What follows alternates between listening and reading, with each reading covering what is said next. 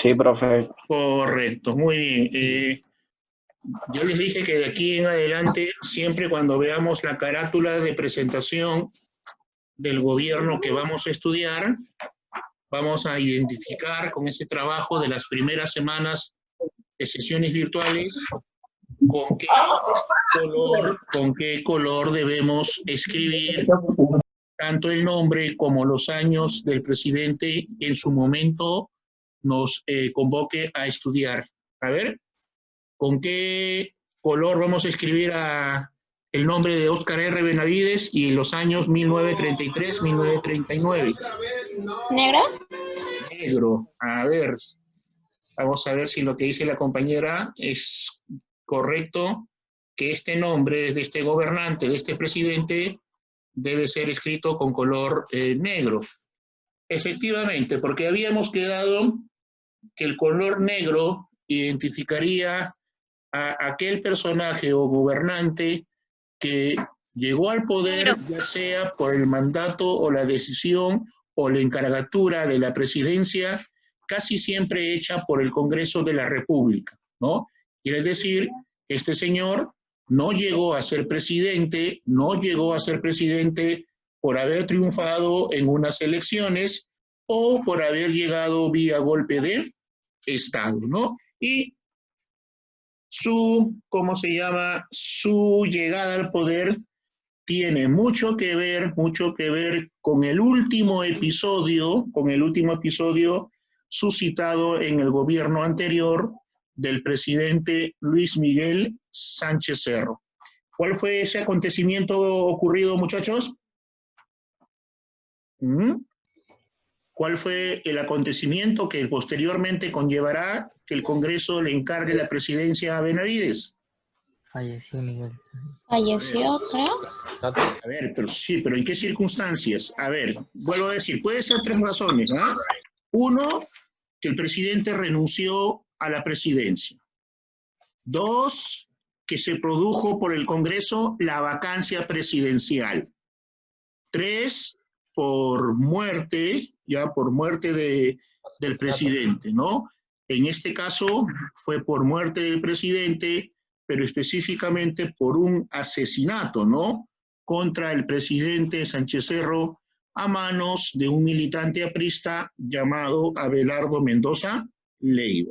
Entonces, en ese tiempo, estamos hablando de 1920, en ese tiempo, en la Constitución que regía, por si acaso, era la Constitución de 1920, y en esa Constitución, promulgada en el gobierno de Leguía, en el oncenio de Leguía, no se contemplaba aún el cargo de las vicepresidencias de la República.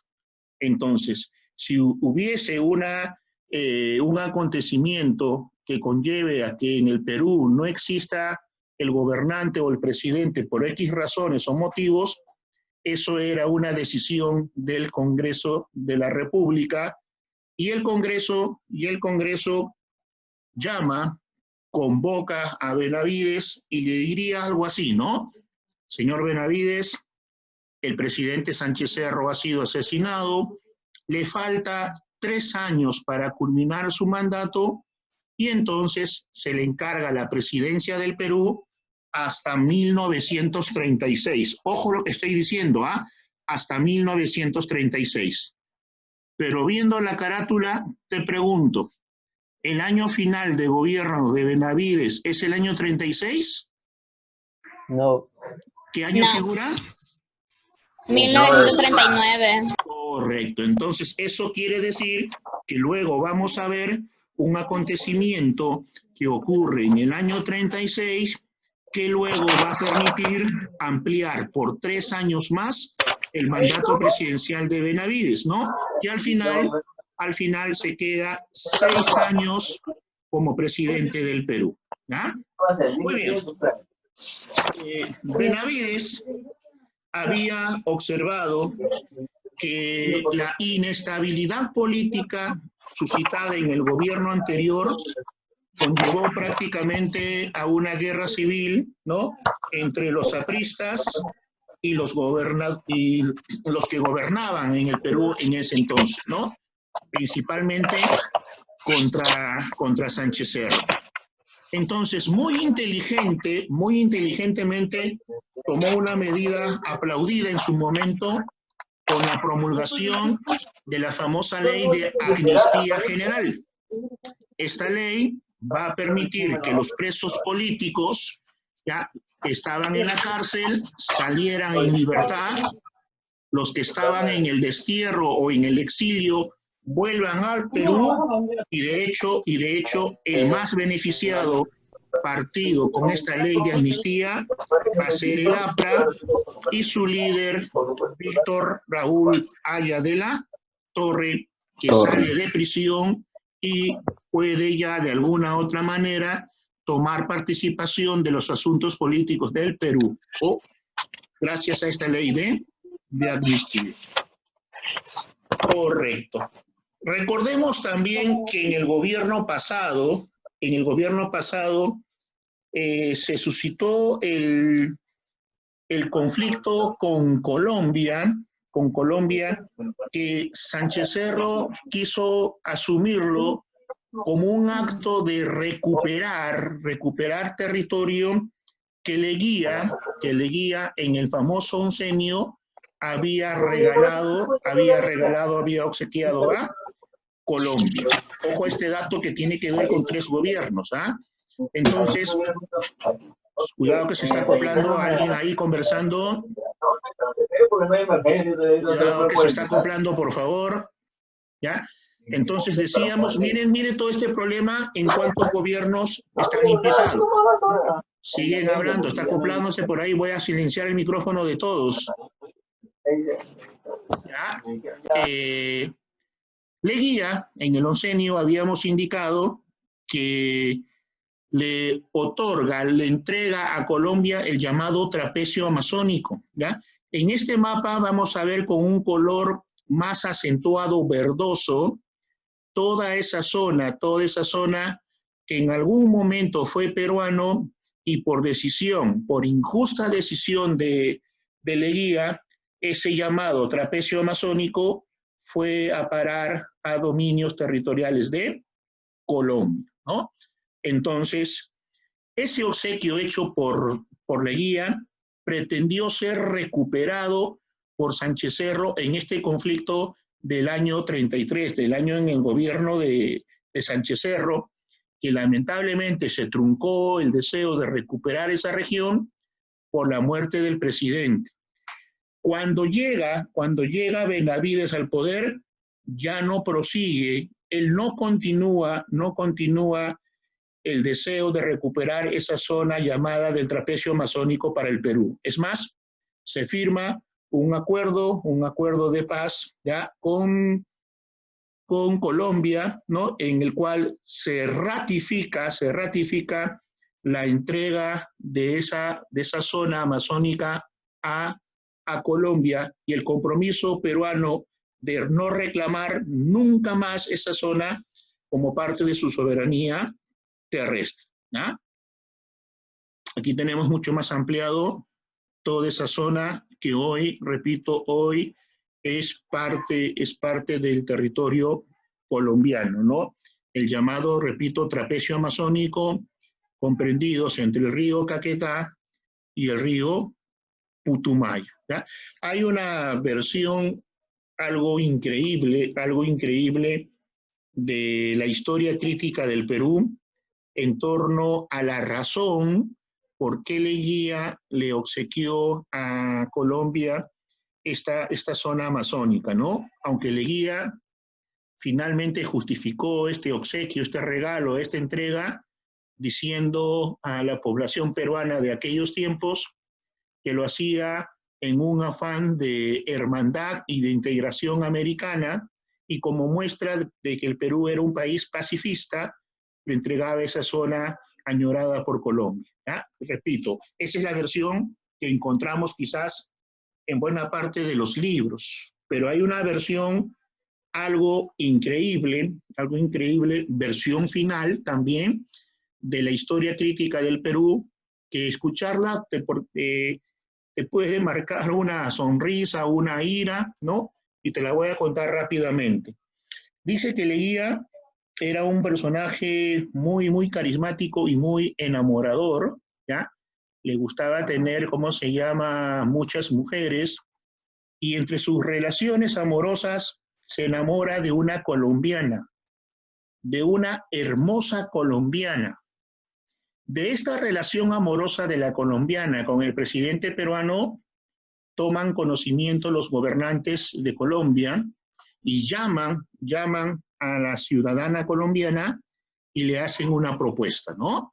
Le indican que ya saben que tiene una relación con el presidente peruano y que le pida a Leguía, como muestra de su amor, que le dice que le tiene, que le regale a su país, ¿no?, esa parte del llamado trapecio amazónico. Dada la indicación, dada la orden, en el próximo encuentro amoroso de esta colombiana con Leguía, le hace la propuesta, ¿no? ¿Qué le diría la colombiana, no? Mi vida, mi amor, mi ternura, ¿no? Si realmente me quieres o me amas como tú dices, dame la muestra de tu amor. Entrega esta parte del territorio del trapecio amazónico a mi país. Y Leguía, según la historia crítica del Perú, ¿no?, le hace ese obsequio supuestamente a su damisela y así pasa a formar parte de este territorio de Colombia, ¿no? Y repito, y para justificar, porque Leguía no va a justificar pues el regalo por amoríos, ¿no?, con la colombiana. Para justificar, te vuelvo a decir, dijo, en aras de la paz y de la armonía sudamericana, el Perú se desprende de ese territorio y se lo entrega a Colombia, ¿no? Son cositas que a veces suceden en la historia, ¿no?, un poco increíbles, pero son versiones, ¿no?, que hay que comentarlas también, que a lo mejor puedan tener mucho de verdad, ¿no? Como muchos pasajes de nuestra historia. Creo que el año pasado en cuarto nos vimos algunos videos con otras versiones distintas a los que tradicionalmente nos cuentan en los libros, ¿no? Y siempre es bueno conocer también una versión distinta en torno a cualquier hecho histórico que nos hayan contado, ¿no?, en el colegio o que hayamos revisado en algún libro, ¿ya? Entonces esa es la parte de la anécdota en este sentido de la entrega de este territorio a los colombianos. Algo increíble, pero ahí está, pues, ¿ya? Dentro de las acciones, de los acontecimientos o de las obras, para ser más exacto, las obras del gobierno de Benavides, vamos a tener que se constituye, se crean dos ministerios. Ojo, se crean, no se construye el edificio, por si acaso, no se construye el edificio, sino se instaura, se crean los ministerios de educación y salud, ¿ya? Luego tenemos una importante obra vial que en realidad muchos los consideran como una carretera continental, ¿no?, que es la carretera panamericana, que en nuestro territorio tiene dos ámbitos, ¿no?, la Panamericana Norte y la Panamericana Sur. Repito, que es parte de todo un proyecto americano de interconectar vía una sola carretera a los países, sobre todo del Pacífico, ¿ya? Crea el seguro social para los obreros, ojo a este dato, para los obreros, y se construye el hospital obrero, hoy conocido como el Hospital Guillermo Almenara, que se encuentra en la avenida Grau, ¿no? Ese hospital dado para los obreros, ¿ya?, fue construido en el gobierno de Benavides. Otra obra muy importante de asistencia social se tiene en la creación de los comedores populares, ¿no? Comedores populares que hasta hoy atienden a la población en sus sedes. Por ejemplo, recuerdo uno que está en La Victoria, frente a la Plaza Manco Cápac, y otro que está aquí ubicada en el RIMAC, ¿ya?, muy cerca del Seguro Social que está en la avenida Francisco Pizarro. Son locales que pertenecen al Ministerio de Salud, pero destinados a los comedores populares, ¿no? Después tenemos la modernización del puerto del Callao y de Matarani y la fundación del famoso Banco Industrial, banco que al cabo de pocos años dejó de estar vigente. ¿Ah? Ahora sí vamos con los sucesos del año, ¿cómo se llama? 36. Como debió ser, porque así fue la encargatura, desde un primer momento Benavides sabía que en el año 36 terminaba su mandato, correspondía entonces convocar a elecciones. Cumpliendo con esta indicación, Benavides convoca a elecciones. Ojo, él no participa en las elecciones, ¿no? Y en estas elecciones triunfa un candidato apoyado por el partido aprista, ¿no? Triunfa el historiador Luis Antonio Eguiguren. Vuelvo a repetir, triunfa gracias al abundante caudal del partido aprista. Ojo, no postula por el APRA, ¿ya? Postula por un partido distinto, pero el APRA le brinda todo su caudal electoral. Este triunfo de Luis Antonio Eguiguren va a incomodar tremendamente a los oligárquicas de la época y sobre todo al fuero militar, principalmente al ejército, ¿no? Que no aceptaron el triunfo de Eguiguren y presionaron al Congreso de la República para que anulara las elecciones. Ante esta presión de los oligarcas y de los militares, principalmente miembros del ejército, el Congreso anuló las elecciones y prolongó luego por 3 años más el gobierno de Sánchez Cerro, perdón, de Benavides, disculpen. Por eso Benavides se queda 3 años más en el gobierno hasta 1939. Ahora, durante estos hechos de ampliación del mandato, se van a dar algunas situaciones en la historia universal, ¿no? En 1939, ojo, estalla la Segunda Guerra Mundial. Ojo a este dato, ¿ya? En todo el trayecto de la Segunda Guerra Mundial, que dura de 1939 a 1945, en el Perú van a gobernar 3 presidentes. La guerra empieza cuando gobierna Benavides, ¿ya? La guerra estalla el 1 de septiembre del 39, cuando los alemanes invaden territorio polaco. En esa fecha, Benavides era el presidente. La guerra continúa y cobertura todo el gobierno del presidente que viene a continuación y el que vamos a estudiar. Me refiero a Manuel Prado Ugarteche, pero la guerra concluye cuando gobierna en el Perú José Luis Bustamante y Rivero, ¿ya? José Luis Bustamante y Rivero. Entonces no te olvides, pero aquí hay que hacer una colación, hay que hacer una tingencia, que Benavides de alguna u otra manera es un hombre que tiene una anécdota histórica para con su vida, ¿no? Porque él va a ser el presidente peruano, anécdotas de la historia, mira, cuando estalla también la Primera Guerra Mundial en 1914. ¿Ah? Entonces, mire cómo es la historia, ¿no? Cómo es anecdótico para algunos casos, ¿no? Cuando estalla la Primera Guerra Mundial y cuando estalla la Segunda Guerra Mundial, tuvimos el mismo personaje como presidente, ¿ya?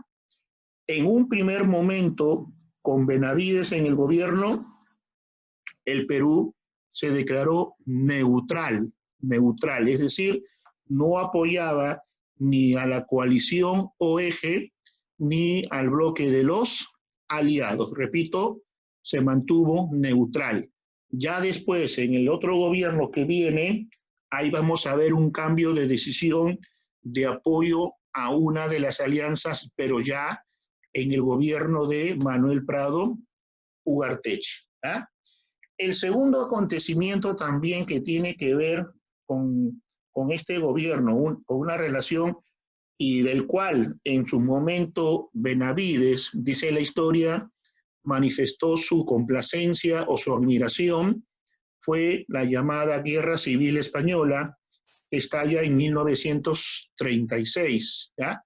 En esta guerra civil, que va a permitir que los alemanes apoyen el triunfo del dictador Franco, alemanes e italianos. Y eso ya lo hemos visto en la Segunda Guerra Mundial, ¿ya? Que va a servir esta guerra civil española como una especie de entrenamiento o de ensayo de las tropas alemanas e italianas sobre todo, que luego pues van a tener su performance en el inicio de la Segunda Guerra Mundial, ¿ya? Pero repito, como hecho histórico, también se suscita durante el gobierno de Benavides. Muy bien. Finalmente, en el año 39, se convoca a elecciones, ¿ya? Y vamos a tener un nuevo gobierno, ¿ya? Un nuevo gobierno o un nuevo periodo conocido como el periodo de la primavera democrática, ¿ya? Un periodo que comprende de 1939 a 1948, cuando nos gobiernan dos presidentes. ¿Quiénes nos gobiernan? A ver, ¿te observamos? Manuel Prado Ugarteche, José Luis Bustamante. Y Rivero. Pero la pregunta para ustedes sería, ¿por qué a este periodo de 9 años, el historiador Jorge Basadre lo denomina la primavera democrática? A ver, quiero saber una apreciación, un análisis, un comentario del por qué este periodo recibe esa denominación de primavera democrática. Escucho jóvenes, a ver. Primavera democrática, ¿por qué? Porque al salir del militarismo volvimos a hacer democracia para escoger a nuestro presidente. Correcto, es parte, 50% de la respuesta, pero también tendríamos que anexar otra característica muy importante. Está correcto lo que usted me dice, pero nos falta un 50%. Y aquí va el otro 50%, ¿ya? Escúcheme. Después de mucho tiempo, un presidente elegido por el pueblo en elecciones libres y democráticas, ¿ya? Termina su gobierno sin la presencia, sin el peligro de un golpe de Estado. En el 45, Prado termina su gobierno, convoca elecciones y le entrega la posta, le entrega la sucesión a otro presidente elegido por el pueblo en elecciones democráticas.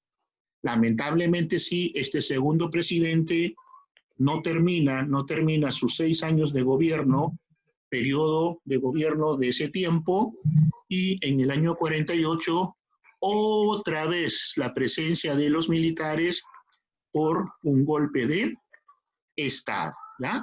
Si tú te das cuenta, desde el año 30 al 39 no podíamos hablar de alguna u otra manera de un gobierno o de gobiernos democráticos constitucionales porque el pueblo no participó directamente en la elección.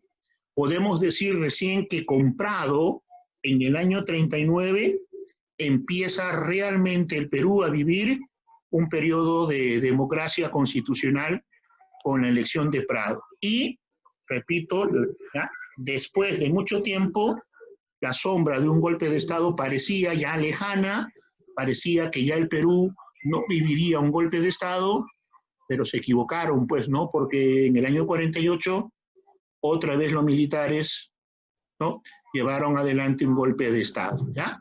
Entonces, esa es la situación del por qué es llamado Primavera Democrática, y lo vamos a desarrollar a partir de este momento, iniciando con el gobierno de Manuel Prado Ugarteche. Pregunto, ¿a qué te recuerda el apellido paterno de este gobernante? A ver.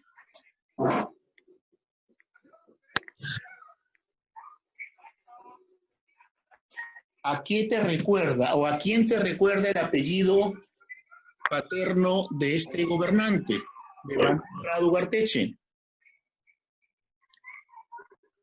Es un tema que en todos los colegios... Mariano Ignacio Prado Ochoa. Correcto, muy bien, tema de cuarto año, ¿no? ¿Y qué recuerdo ingrato tenemos de Mariano Ignacio Prado, hijo? A ver. Fue un militar político peruano que llegó a ser presidente de la República en 2 ocasiones. Sí, pero ¿qué recuerdo ingrato tenemos de él?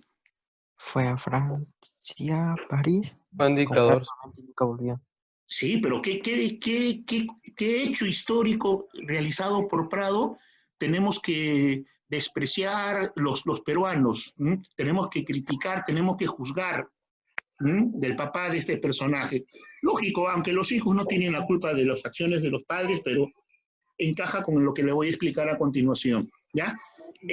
Mariano Ignacio Prado fue el papá de Manuel Prado Ugarteche, ¿ya?, considerado el presidente cobarde de la historia peruana, porque en plena guerra con Chile, ¿no?, la ciudadanía había hecho una colecta, ¿ya?, una multitudinaria colecta, recaudando fondos para comprar armas. ¿Ya? El presidente Prado viajó a Europa supuestamente a comprar armas, y ¿qué ocurre? Que nunca volvió. Nunca volvió. ¿Ya? Y eso posibilitó, tema de cuarto año el año pasado, que Pierola dictatorialmente también asuma el poder, pero es un tema de cuarto año, ¿ya? Ese personaje, Mariano Ignacio Prado, ojo, mira cómo es la vida, tuvo hijos, 3 hijos célebres, importantísimos, ¿ya?, en la historia peruana. Aquí está el primero, ¿no? Manuel Prado Ugarteche, 2 veces, ojo, 2 veces presidente del Perú. Hoy estaremos estudiando su primer gobierno. Otro hijo célebre para la historia peruana del presidente cobarde está en la figura de Leoncio Prado. ¿Quién fue Leoncio Prado? Un militar que luchó en la guerra con Chile, que acabó finalmente siendo fusilado por los chilenos, ¿no? Con su anécdota de que él mismo le pidió a los oficiales chilenos, ¿no?, dar la señal tradicional para que los soldados chilenos lo fusilen, ¿ya? Y otro hijo célebre, ya que no fue militar, no fue presidente, pero ha sido uno de los pocos peruanos, ojo, de los pocos peruanos que ha llegado a tener 5 profesiones, ¿ya? Y una de las avenidas más importantes de Lima lleva su nombre, ¿no? Sobre todo está ubicado entre la zona de Miraflores, de San Borja. Javier Prado.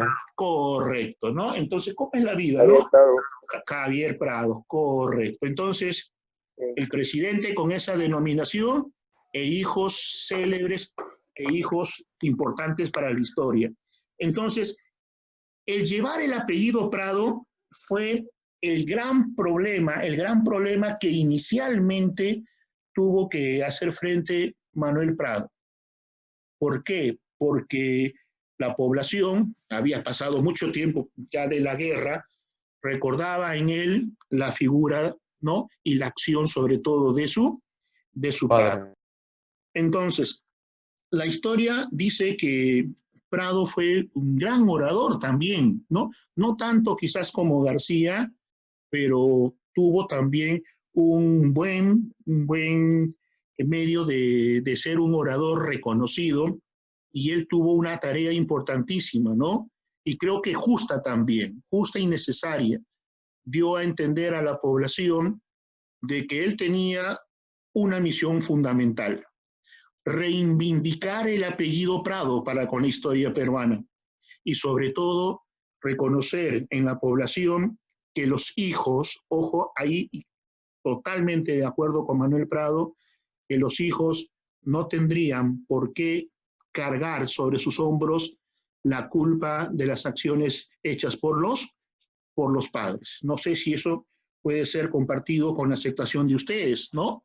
O por la culpa de papá, este hijo tendría que pagar, digamos así, las consecuencias de los actos. ¿Qué dicen ustedes?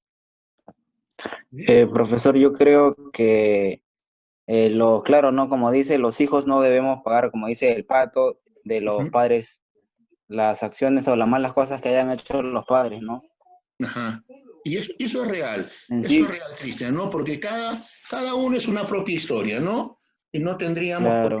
por qué cargar o llevar sobre los hombros las acciones, sobre todo erradas o equivocadas, de los padres. Y al final, mire, al final una candidatura que empezó no siendo muy importante, ¿ya?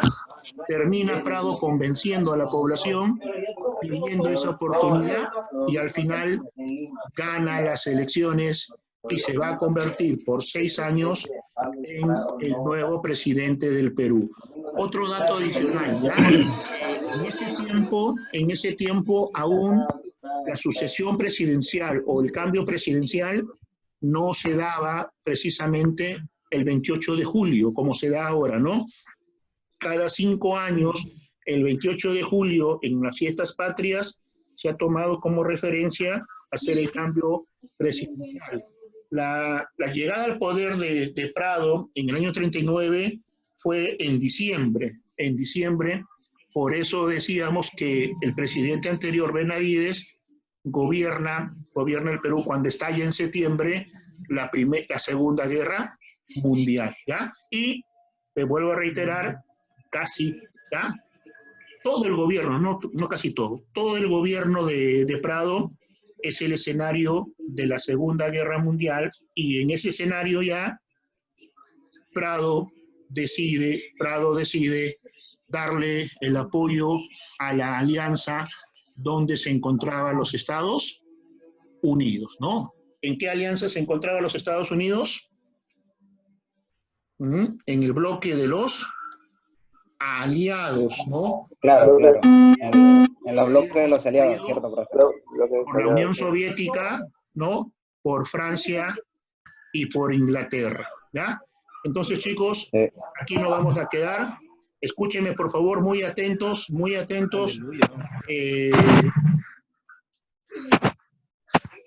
No salgan todavía, que les voy a tomar foto de la asistencia un ratito. No salgan. ¿Ya? Mañana en la media hora WhatsApp, voy a estar publicando la actividad de los que están participando en esta sesión. Acuérdese que la semana pasada le indicamos de que no había actividad hasta terminar con el gobierno de Benavides. Entonces, mucha atención. Mañana entran un ratito, ya no es sesión, simplemente para tomar conocimiento de la actividad como participante de la sesión Zoom, ¿ya? Entonces, gracias por su oportunidad de encontrarnos otra vez. Nos vemos la próxima semana, repito, ya con el estudio de un nuevo presidente, esta vez con el gobierno de Manuel Prado Ugarteche. Nos vemos, muchachos. Cuídense. Hasta la próxima. ¿Ya? Hasta la próxima. Hasta luego. Cuídense. Chao. Nos vemos. Hasta luego, profesor, cuídense. Nos vemos, señorita. Hasta luego. Hasta luego, profe. Chao.